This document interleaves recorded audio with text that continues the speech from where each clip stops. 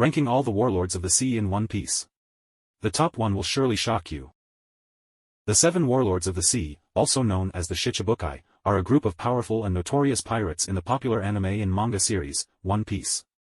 They are sanctioned by the world government to maintain a delicate balance of power within the world of pirates.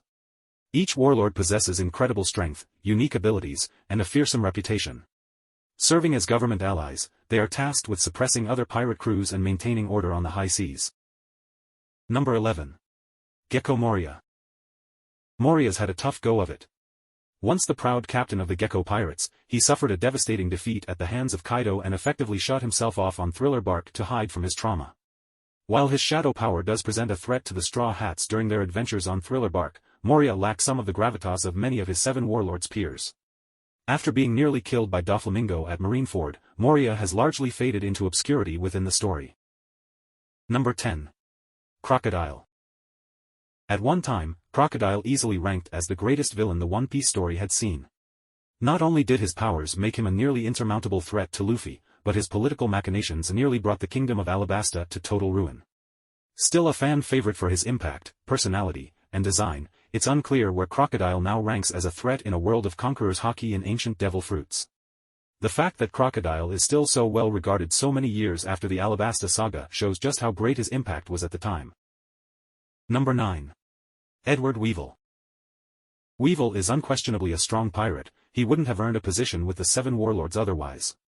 But what makes him more interesting in the One Piece story is his mother, Ms. Buchan's claim that he is the son of former Emperor Edward Newgate, also known as Whitebeard. One Piece rarely leaves plot threads hanging without eventually resolving them, so it is unlikely this plot hook and character would be introduced without a role to play in the story, but it remains to be seen. Number 8. Boa Hancock. Her beauty and devil fruit power combined make Boa Hancock a true threat to any man, and most women, with possibly the sole exception of Luffy. As the ruler of Amazon Lily, Hancock allied with the world government to protect her people and their way of life. Now that the system has been dissolved, Hancock's only allegiances are to herself and her beloved Straw Hat Luffy. The warriors of Amazon Lily will no doubt have a role to play in the coming conflicts before One Piece ends. Number 7. Trafalgar D-Water Law. If you think about it, Law has been responsible for every major movement that has occurred since the time skip. His alliance with the Straw Hat Pirates set the events of Dressrosa in motion, which lead to the end of the Seven Warlord system. It was his plan that eventually led the heroes to a direct conflict with Kaido, a conflict that will have irreversible consequences for the world regardless of its result. Not only is he adept at strategy and political maneuvering, but his devil fruit is also among the most powerful we've seen in the series thus far. Number 6. Jinbei. Throughout his early appearances in One Piece, Jinbei rarely showcased his true prowess as a warrior.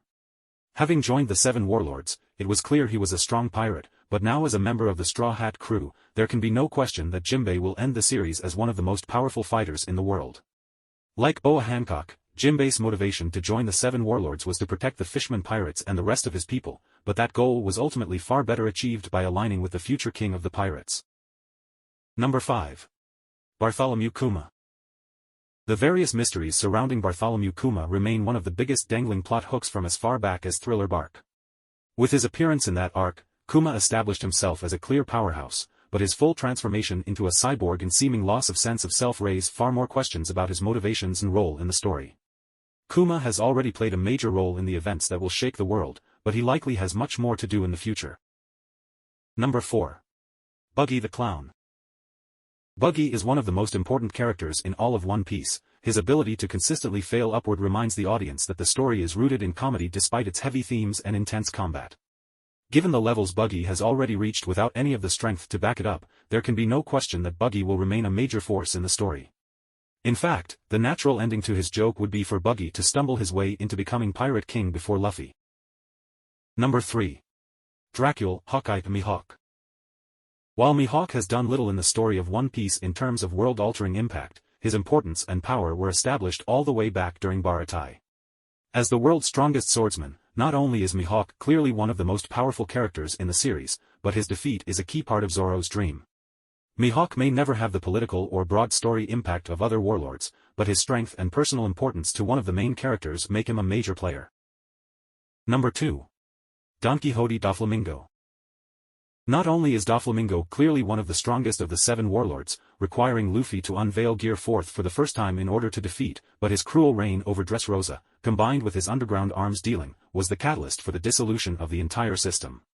Doffy could certainly still hold his own against some of the best fighters the series has to offer, but it's his knowledge and scheming that makes him such a threat and one of the best antagonists in the series since Crocodile.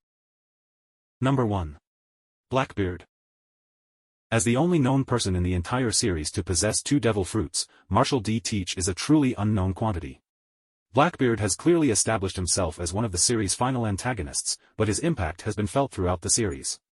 His bid to join the Seven Warlords set the events of Marineford in motion. He freed some of the worst criminals from Impel Down. Notably, he's also one of the few characters truly actively pursuing One Piece rather than simply accumulating power. Thanks for watching. If you enjoyed this, hit the subscribe button and the notification bell. Join our community and stay tuned for more. See you next time.